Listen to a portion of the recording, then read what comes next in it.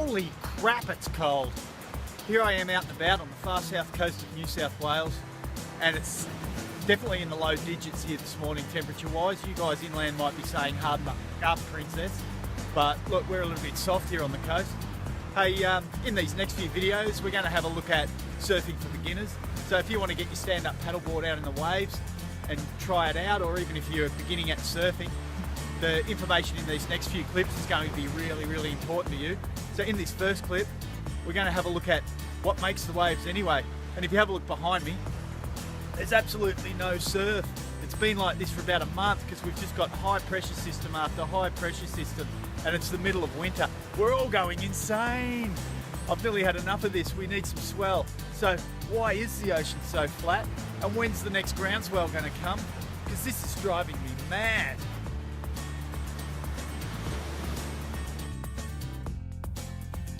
Okay, welcome back into the warmth of my office.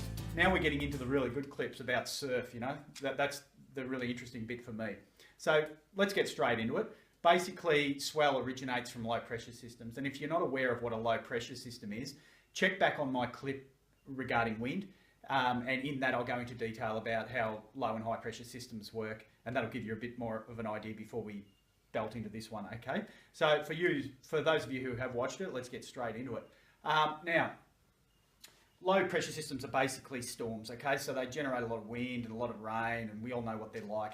So the reason why winter's generally so cold and windy and wet is we have a lot of lows moving up over Australia here. In the summertime, the lows tend to move past further south here near Antarctica, and the reason for that is we generally in the summer months have a lot of big highs pushing across Australia, and these big blocking highs tend to push the lows down south, and that's exactly what's happening at the moment, especially over here on the east coast. We've just had a succession of high pressure system, big blocking highs moving over one after the other. Now these are producing really clear conditions, freezing cold mornings and evenings because there's no cloud cover, and some days of beautiful light wind, really mild conditions. It's actually quite unusual for it to go on for this long. So usually we would have lows moving up here higher up at this point because we haven't got the highs pushing them down. Hopefully that makes sense. So basically these lows generate swell. When we get them close enough to our coast and at the right angle, they'll punch good swell into our surf spots. So just before we go any further and talk about how these lows work and swell direction and everything else about that, I just want to show you this quick clip. This is a really good example of how lows work. I filmed it down in our lake. You might think that's a little bit interesting. So I've set up a little micro environment here, and it'll give you a bit of an idea of how these lows work and how they generate swell. Okay, so I'll see you at the other end of the clip. Okay, in this clip you can see the big blue boat cruising past. He's acting like our low pressure system cruising past the coast. So as the boat moves, it's stirring up the water like a low pressure system would and throwing off a wave. So behind the boat the wave's quite messed up, but as it travels across the clear water, it creates this really nice lined out swell, and you can see here the waves hitting the shore are acting like the swell hitting the coast, and in this situation it's hitting a perfect sandbank, creating an awesome little hollow left-hander for those of you that surf and understand what a nice wave looks like. And we'll have a look how land structure affects how waves break in the next couple of clips. But that's basically how a low pressure system pushes swell into our coast. Okay, welcome back. Hopefully you enjoyed that little clip. I hope you enjoyed that beautiful little left-hander breaking at the end of it. Now in the next few clips I'm going to show you how land structures, sandbanks and headlands and reefs and the such make waves break like that when the swell hits the shore. But firstly we need to establish why we've got the swell and how we can predict the direction of the swell so we know which location to go to, okay? So one thing about low pressure systems being storms, when we've got a low, we're just going to work on this location here. By the way, this is, I think I'm getting better at sketching Australia. This is just a really quick sketch. It's come up pretty well, I think. So I've just pinpointed this little location here. When we've got a low situated close to the coast, like that, yes, it's going to thump us with big swell, but it's also going to generate a hell of a lot of wind, rain, horrible, horrible wintry conditions. So they're the kind of days you sit in your car rugged up down at the coast and just watch the huge choppy swells belt the shore. Okay, so it's not until this low moves out offshore that the wind and the weather really starts to calm down here over your local surf breaks. And this low, if it's deep enough and you know, it's a very solid low pressure system, it'll still be generating enough swell. So the conditions over the land are quite good and you'll have the remainder of the swell. But as this low moves out, and in this case gets tucked away behind New Zealand, the swell's going to dissipate pretty quick, like get smaller, and eventually it'll be flat again and you'll be waiting for the next low. So the trick is you need to work out which day is going to be the best, where the low's situated at the best spot for your break, when the swell angle's at the perfect angle for your break. So it is quite technical. And if you're an employer, if you learn how to read this, you'll be able to tell when your surfing employees are going to pull sickies, because they'll all be trying to get that day perfect to get the surf perfect. Okay, so there's a little secret for you. Now, as far as swell direction goes, we can also predict that off lows. Now, if we've got a low coming in here onto the Western Australian coast, we'll get a bit of swell. As the low gets closer, the swell will start hitting the coast and start building as that low gets closer. So you might be able to get a few surfs before that low actually hits. Then when the low hits the coast, weather will go to pieces. It'll be windy and wet.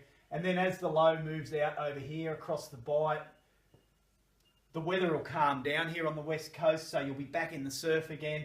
You'll still have a bit of a remainder of a swell that you can get a few waves, but it'll dissipate and get smaller quickly, okay? The difference on the east coast here is if we see a low approaching, it's blocked by the beautiful big island of Australia, okay? It's not until the low gets out here that we're going to start getting the swell pushing up onto the coast. Hopefully that makes sense. So we need the low to get out here visible to the coast to give us some swell. Now, as far as swell angle goes, let's just work off this low here. Because it's down to the southeast of Australia, we'd probably be receiving a southeasterly swell coming into the coast.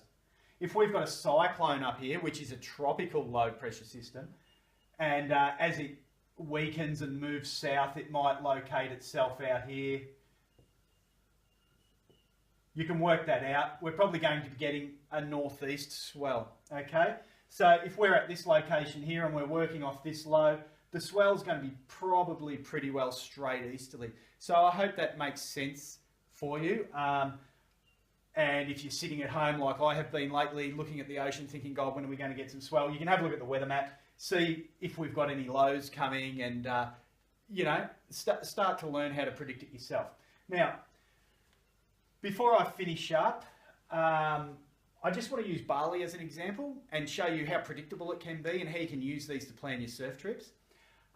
In WA, in the wintertime, we get these lows with a big front, and a front is the line with the arrows on it. You'll see those coming to smash the coast. And in the wintertime, they really heavily smash this southwest corner, and you get those huge Margaret River swells that we all know about. So why do people go to Bali in the wintertime to holiday? Is it because they're all bogans and they want to stagger around the street and drink bintang and cause all sorts of trouble? No, it's because the surf absolutely smokes there during our winter. And the reason for that is, in the wintertime, we have east-southeast trade winds that work over the tropics here. So east-southeast is this direction, so we have winds moving like this every day. And you can see on this map, this is the Indonesian archipelago here, and I've just magnified Bali and dragged it down. Bali doesn't actually sit there, but I've dragged it down to give you an idea. Now, this is the Kuta region over here on this coast. So as you can imagine, you've got the southeast trade winds blowing every day like this. So in this area here, it's offshore every day. So perfectly glassy conditions. And we looked at that in our wind episode, okay? So the wind's perfect there. between about April and October, it's just perfect. Now, in the wintertime, we get these lows moving up the coast. So we might have a low here generating swell. Because it's winter, they're up a bit higher on Australia with a huge big front. I mean, that's a bit exaggerated, that's pretty huge, but it gives you the idea.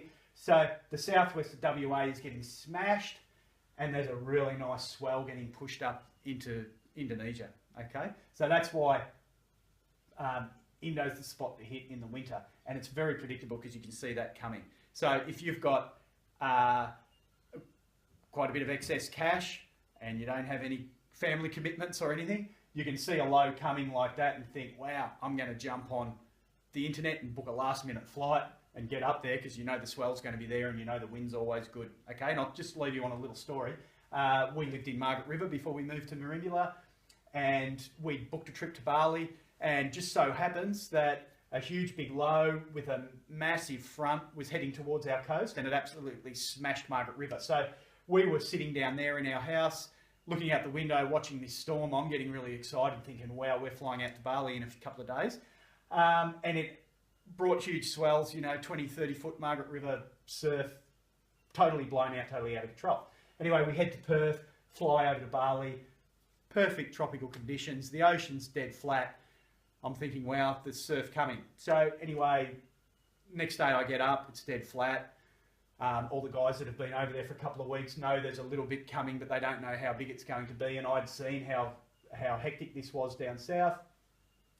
And then, within a couple of days, I got up one morning, walked down, like right on daybreak, down to the foreshore there at Kuta, and there was white caps on the outer reefs, and there were bits of reef breaking that I hadn't seen break before, and I thought, wow, the swell's coming.